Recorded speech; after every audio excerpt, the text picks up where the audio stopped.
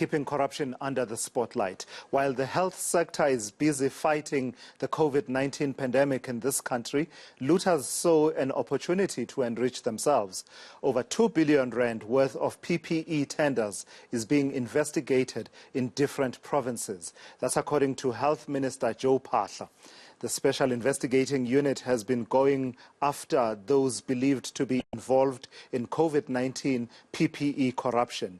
As of February this year, about 189 PPE corruption allegations have been reported to the SIU.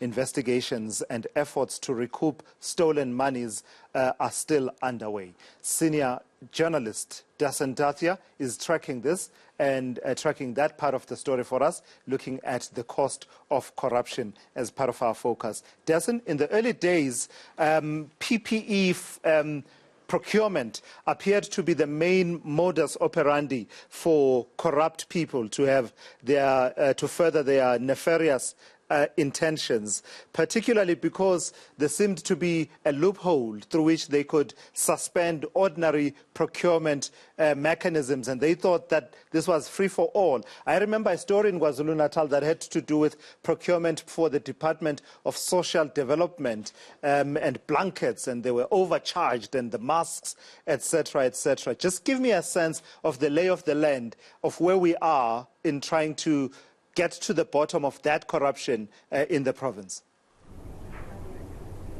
And I think just to pick up on that point, Tula, so you raised an important one. I mean, the procurement of PPE became a cash cow. And I think what added to this was the urgency with which it needed to be done. I mean, this was a pandemic that we were dealing with, something we had never seen here.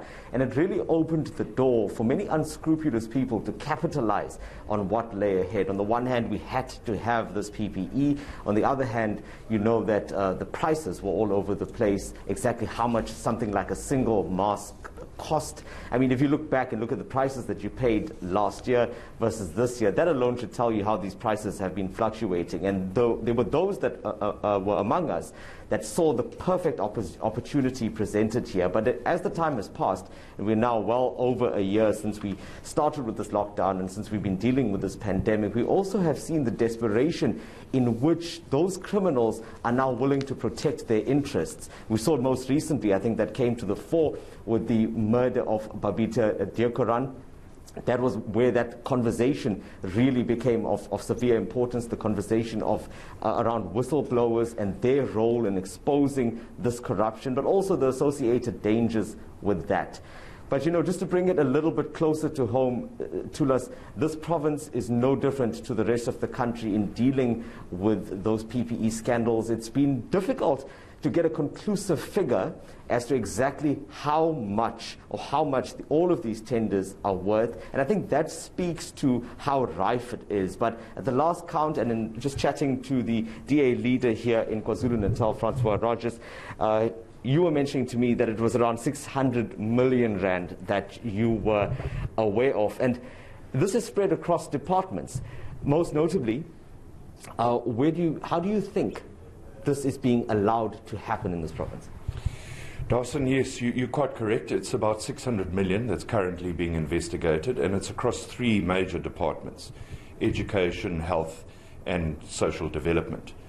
The reality of the problem is we've now identified what the numbers are, but we're not seeing any consequence management. You know, the Premier tells us that he wants to build a capable, ethical state, and he wants to ensure that there's accountability and consequence management, but we're not seeing that.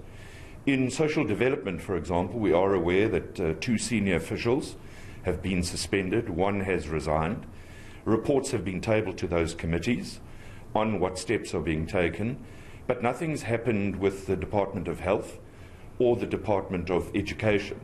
Those committees have not yet been briefed.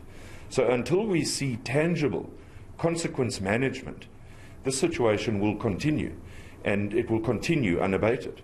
And if it's not PPE, it'll be something else the next time around, because it all really comes down to the mechanisms that are in place to prevent it in the first place. It really is pointless, even the suspension of officials afterward. I mean, after we're talking about millions of rand that has gone down the drain that should have been used in the right way. So talk to me about that. I mean, what work is being done to strengthen those and to also ensure that the government gets a stronger hold on its finances?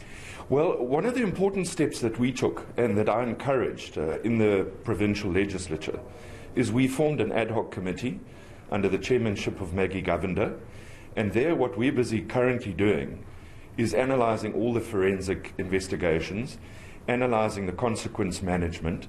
But the problem is what happens. The minute somebody is fingered in a department like social development, they resign and they go off into the distance. And again, there's absolutely no consequence. And if we're talking about large sums of money here, what we want to hear is how much of this money has been recouped. The only money that I'm aware of that's been recouped in our province, you'll recall the blanket saga in social development. Well, 1/10 of that 8 million rand was recovered. And, you know, that doesn't send out a strong signal. And unless we take strong action against errant officials, this, as I say, will continue. Thank you very much, Francois Rogers. Told us an important point there at the end, that it's all fun and well that people are resigning and are out of the system, but what's happening to that money that was meant to be going to these communities and meant to be serving people in different parts of our society?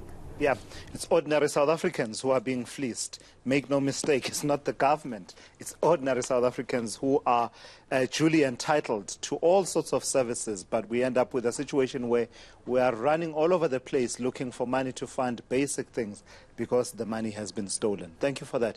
eNCA's Dasen Thathiah out there in KwaZulu-Natal tracking that story from that side.